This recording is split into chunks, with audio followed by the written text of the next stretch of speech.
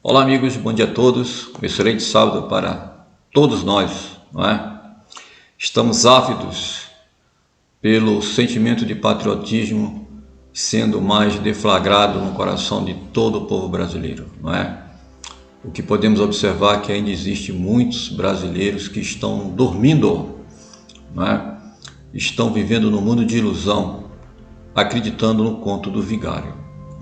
Vamos lá, pessoal, queria comentar aqui essa reportagem, né, que o PT está forçando a barra, né, para que o Arthur Lira paute o pedido de impeachment, que o Arthur Lira analise o pedido de impeachment, né, do presidente Jair Messias Bolsonaro. Então tá aí na página Poder 360, né, PT pede que STF obrigue Lira a analisar pedido de impeachment de Bolsonaro. O documento foi apresentado em maio de 2020, mas não foi analisado pelo presidente Bolsonaro. Mais embaixo tem o ex-prefeito de São Paulo, Fernando Haddad, o que perdeu as eleições, e o deputado Rui Falcão, então com mandato de segurança no STF, no Supremo Tribunal Federal, na quinta-feira, 1º de julho. Então o que nós vemos eles querem que Bolsonaro saia de todo jeito. Na verdade, nós estamos numa guerra política, né? E nesta guerra é a guerra do vale tudo, né? Não é à toa que o Bolsonaro já, numa entrevista, falou que iria partir para o vale tudo, né? Porque a partir do momento que os ministros do Supremo Tribunal Federal, no caso Barroso e o Alexandre de Moraes, articulam com parlamentares da Câmara dos Deputados, a fim de que estes boicotem o voto impresso, que é uma pauta da população brasileira, já foi feito pesquisas, inclusive no site da Câmara dos Deputados, e o resultado realmente não foi muito bom para aqueles que não querem o voto impresso, no caso, principalmente o ministro Barroso e o Alexandre de Moraes. Então, mais de 90% ali dos votantes decidiram que querem sim o voto impresso. Na verdade, o voto impresso vai trazer mais transparência, e publicidade, que isso aí é constitucional, a transparência e a publicidade na apuração dos votos. Então, eu sei que alguns de vocês já estão acostumados a ouvir repetidamente falando sobre o voto impresso, sobre urna eletrônica, mas eu queria falar rapidamente para aqueles que não têm ainda uma noção do que seria o voto impresso. Primeiramente, o voto impresso não será como o ministro Barroso está propagando, de forma desonesta intelectualmente, ele está usando a desonestidade intelectual em suas publicidades, inclusive usando verba pública para isso, ele gravou 3 vídeos, um em francês, um em inglês e um em espanhol, praticamente enaltecendo a urna eletrônica de primeira geração, que só 3 países do mundo usam, e ele não fala isso, claro, na sua publicidade. Quais são os 3 países? Bangladesh, Butão e Brasil. Os outros países, as outras nações que utilizaram essa tecnologia de 25 anos atrás, já descartaram pela urna eletrônica de segunda geração. Então, qual a diferença de urna de primeira geração para de segunda geração? A urna de primeira geração foi a urna eletrônica quando ela foi criada, lá pelos anos 90, Então, a urna eletrônica de primeira geração, que é a que nós usamos, ela é apenas virtual o voto, ou seja, você, eleitor, chega ali, vota, e você não acompanha o processo do voto, se seu voto foi exatamente para o candidato. Não é porque aparece na tela a foto do candidato, que o programa necessariamente vai computar o seu voto para aquele candidato que apareceu na tela. Ele pode mostrar na tela a foto do seu candidato, por exemplo, você votou no Bolsonaro, ele mostrou a foto do Bolsonaro, você aperta em confirmar, e a partir daí você não sabe mais o que acontece. Aí vem um programa malicioso, já instalado previamente naquela máquina, pega o seu voto e bota na conta do Lula, na conta do Haddad, ou de qualquer outro candidato que venha competir com Bolsonaro em 2022. Então, você não tem o escrutínio público, né? Ou seja, a apuração ela não é pública, o TSE controla todo o sistema. Você apenas vota e depois você só vê o BU. O que é o BU? É um boletim de urna.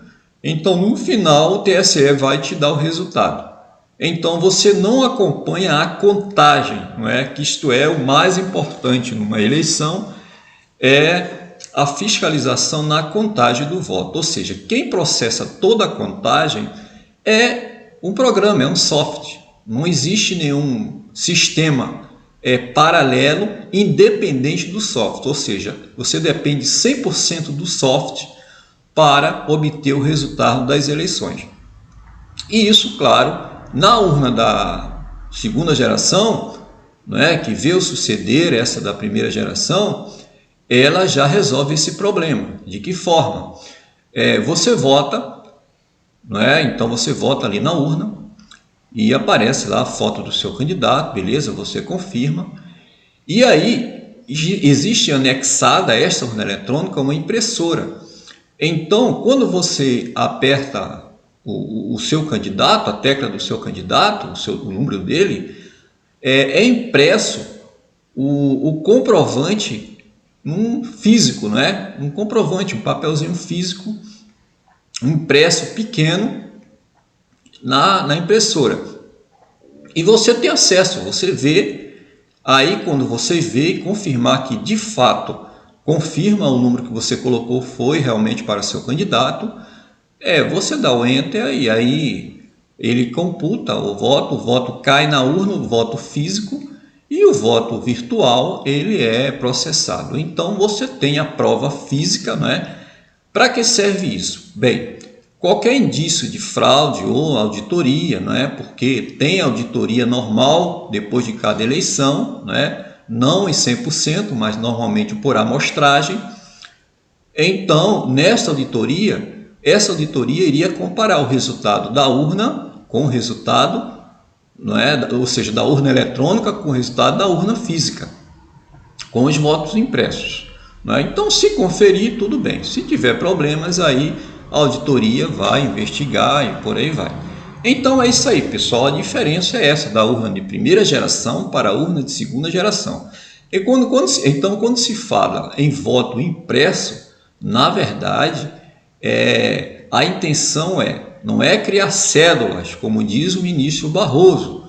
Na verdade, é trocar a urna de primeira geração pela urna de segunda geração, que é a de segunda geração com a impressora anexada à urna. Hoje nós não temos impressora anexada à urna, Então fica muito fácil para o TSE fraudar as eleições, Por que nós devemos confiar a nossa democracia em pouca quantidade de técnicos do TSE? Qual a confiabilidade hoje do TSE perante a população brasileira? Já foi feita uma pesquisa, por exemplo, o presidente do TSE é o ministro do Supremo Tribunal Federal, que é uma corte altamente desacreditada pela população brasileira.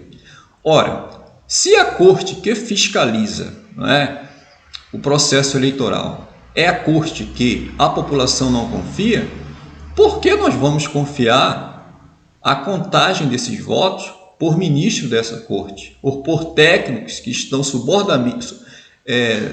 são subordinados diretamente a estes ministros, Então, me parece que no TSE tem 3 ministros do Supremo Tribunal Federal, e somando com as outras composições, mas são 3 ministros do STF. Então, são os ministros que mandam mais lá no TSE. Inclusive, o presidente do TSE é o ministro do Supremo Tribunal Federal, que atualmente é o ministro Barroso. Então, é importante nós salientarmos isso para que a população como um todo entenda esse processo de votação, que já tivemos indícios de fraude em 2014, muitos indícios, com o Aécio Neves e a Dilma Rousseff, né? Tivemos mais recentemente indícios de fraudes agora na eleição municipal. E quantos candidatos, né? Inclusive, quem não lembra aquela candidata vereadora lá de Palmas, né? Que tirou um print, tinha 1.111 votos, e no final ela tirou um print com 48 votos no final da votação. Então, assim, não é o processo eleitoral, não é um ato de fé, não é? É uma ação pública, é um trabalho administrativo prestado pelo TSE, que deve ser público, tem que ter publicidade, tem que ter transparência. Porque o preço, a democracia não tem preço. O presidente Bolsonaro já mostrou, né, que tem o dinheiro para comprar as impressoras, mas devido à guerra que nós estamos vivendo, não é? O STF praticamente entrou nesta briga, não é? Foi um defensor público lá no STF, né, defender as urnas eletrônicas com a impressora, né, com o voto impresso, e os ministros interromperam ele. Começou com Lewandowski, depois o ministro Fux, não é? Depois a Carmen Lúcia, depois o Gilmar Mendes, interferiram na defesa do advogado, e a gente percebeu que eles ficaram ali que em pânico, que nervoso, não queria deixar o advogado, o jovem advogado, que fez uma belíssima defesa, fazer a defesa do voto impresso, né? Na ação de inconstitucionalidade que ele foi, né, contra essas urnas eletrônicas, ele foi fazer a defesa e os ministros atacaram ele praticamente durante a sua oratória. Isso ficou muito óbvio, muito claro. O temor dos ministros do Supremo é de que essa luta, né, não é só da Bia Kicis, que é autora da PL 135 de 2019, né, junto com o Felipe Barros, que é o relator ali na comissão especial, que ainda está em discussão, né? Essa briga não é só deles, a briga é de todo o povo brasileiro, né? Porque não é só simplesmente chegar na urna, jogar o seu voto e esperar o BU no final, senão você está sendo feito de trouxa ou de otário, não é, pessoal? Então o Bolsonaro já percebeu que está no meio de uma guerra, que há uma determinação em derrubar o presidente da República, literalmente. É necessário nós, conservadores, que fazemos vídeos, falar isso de forma clara, sem medo de errar, sem medo de ser bloqueado. Se o YouTube bloquear, bota no Facebook, bota no WhatsApp, não é? Mas a população tem que saber do que está acontecendo, não é? Bolsonaro já falou que só Deus o tiraria da cadeira, né? Ou seja, ele se refere a tirar dessa forma desonesta, escusa, como a Suprema Corte, como muitos parlamentares de esquerda, de oposição, estão querendo retirar, né? Então a coisa está ficando muito séria, muito acirrada. Atenção, vocês patriotas, vocês de coração verde e amarelo, se preparem para a guerra. Se preparem, 2022 é um ano de muita tensão na geopolítica do Brasil.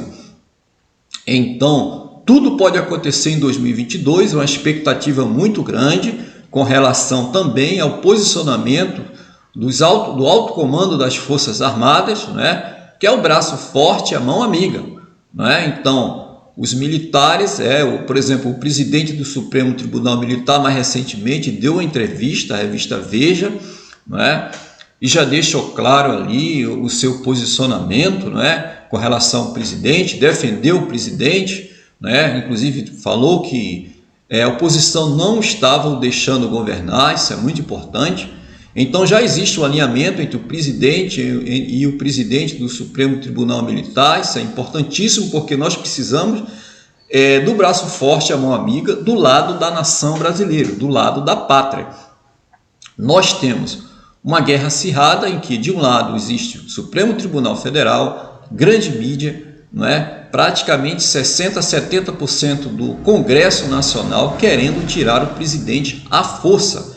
Isso indo contra a vontade soberana do povo, que o elegeu esse presidente para que fossem pautado, né, essas pastas mais conservadoras, né, a pauta conservadora, que o povo brasileiro foi negligenciado durante os últimos 30, 35 anos por políticos de esquerda, que depilaram o nosso patrimônio público, né?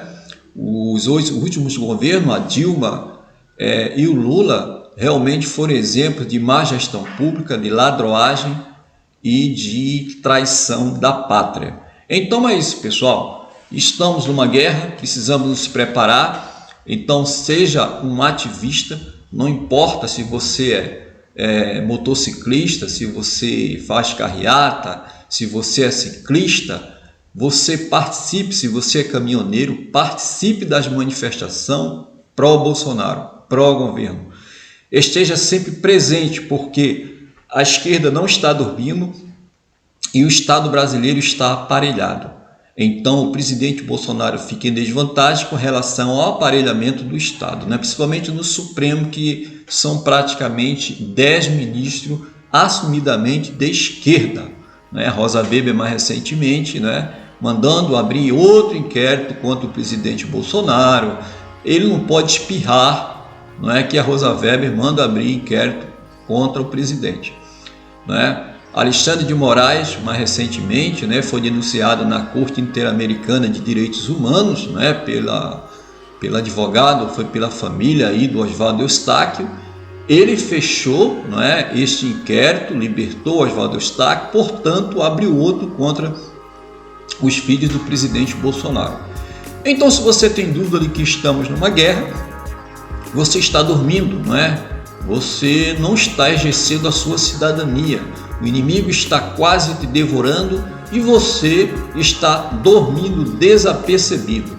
Saiba que quando este inimigo se aproximar mais de você, que está bem próximo, ele vai roubar os seus bens, não é? Se você tiver duas casas, uma poderá ser tomada, não é? Porque é isso que o socialismo faz, não é? A sua liberdade de expressão, o seu direito de ir e vir já está sendo retirado, não é? Na Alemanha, Angela Merkel, a primeira-ministra da Alemanha, por exemplo, ela já está querendo obrigar, não é, através da cidadania da vacina, ou vacina da cidadania, que toda a população da Alemanha tome vacina, se torna de caráter obrigatório. Isso é puro controle social, não é?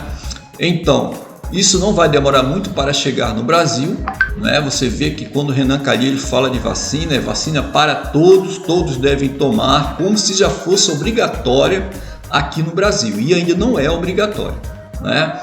Então, nós não temos ainda a obrigação de usar máscara, de usar vacina, são recomendações. Portanto, os parlamentares da CPI da Covid já tratam como se fosse de caráter obrigatório, por uma vacina que existe muitas dúvidas e muitas interrogações. Valeu, pessoal, vou ficando por aqui, que Deus abençoe a todos e que nós possamos vencer, não é? E nesta luta, nossa vitória, sempre falo isso, não depende apenas da nossa força, do nosso conhecimento, não é? Da nossa militância, depende muito do nosso temor ao Criador, porque isto também é uma guerra espiritual. Estamos lutando contra potestades do mal e devemos encarar isso como uma guerra espiritual. Então não se esqueça de orar, de rezar pela nossa autoridade, o presidente da República principalmente, que está sendo atacado, porque está sendo atacado os seus princípios e a sua liberdade. Que Deus abençoe a todos.